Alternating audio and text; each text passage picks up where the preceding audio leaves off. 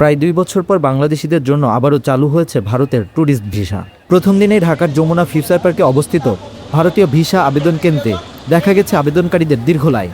Visa সেবা পুনরায় চালু হওয়াতে স্বস্তি ও উচ্ছ্বাস প্রকাশ করছে অনেকেই। দিনেশ টিভি দেশে বলে গেছে একই বাংলা, একই কথা, একই ভাষা, এখানে কোনো ডিফারেন্স নেই। আমরা বাইরের দেশে দেখলে অনেক টাকার দরকার চিকিৎসা, ট্যুরিস্ট ভিসার মধ্য দিয়ে আমরা চিকিৎসায় যেতে পারি। আমরা বাচ্চাকে নিয়ে যখন আমাদের ভ্যাকেশন আসে, যারা সার্ভিস হোল্ডার, আমরা গিয়ে ভারতে ঘুরে আসতে পারি খুব অল্প টাকায়, এবং আমরা বাংলা ভাষায় কথা বলতে পারি। আমরা চীনা ভাষা, জাপানি ভাষা, থাইল্যান্ড ভাষা শেখার কোনো প্রয়োজন নেই। তো আগে মেডিকেল বিষয়ে গেছি, এখন সমস্যা, এখন আবার যাম ডাক্তার দেখাম। এত মোটামুটি 2 বছর পরে ভিসা পাইলাম। এই যে এতদিন পরে ভিসা পাইলাম, এটা তো অনেক কিছু। আমরা পুরীতে যাব জগন্নাথের রথযাত্রা টানে। আমাদের ফ্রেন্ড সার্কেল আছে, ঘুরতে যাব না, আমরা মূলত ভিজিট করার জন্য যাচ্ছি না। এটা তো আমার একটা আনন্দের বিষয়, কারণ হচ্ছে যেহেতু আমরা দিল্লি এখন থেকে আমাদের ভালো একটা সম্পর্ক হয়েছে, ভিসা দিতেছে। আমার ঢাকাতেই বাসা। জি। তো এখান থেকে ইন্ডিয়া যাচ্ছেন কোনো কারণে বা? কোনো কারণ না, আমার মানে আন্তর্জাতিক ট্যুরগুলি আমার হবি।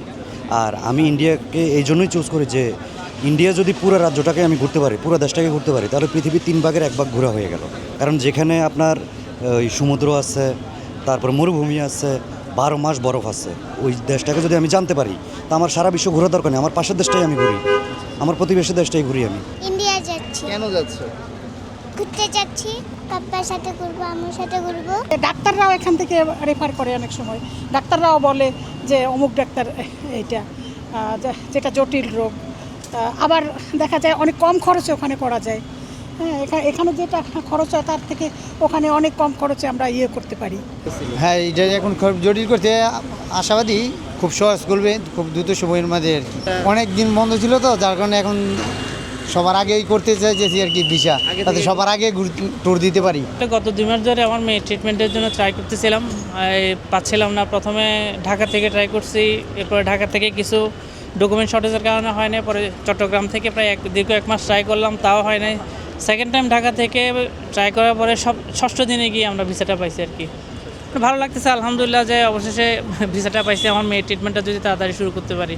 তো ভিসাটা পেয়ে আসলে এলাকার কাছে অনেক শুক্রিয়া যে আমরা যেতে পারতেছি অবশেষে। ট্যুরিস্ট ভিসাটা চালু হওয়ার কারণে ভিসা স্লট পাওয়াটা সহজ হয়ে গেছে আর কি। যেমন আমরা আরও 1 মাস আগে একবার আসছিলাম, তখন আমাদের একটা ডকুমেন্টের শর্টেজের জন্য আমাদের হয় নাই।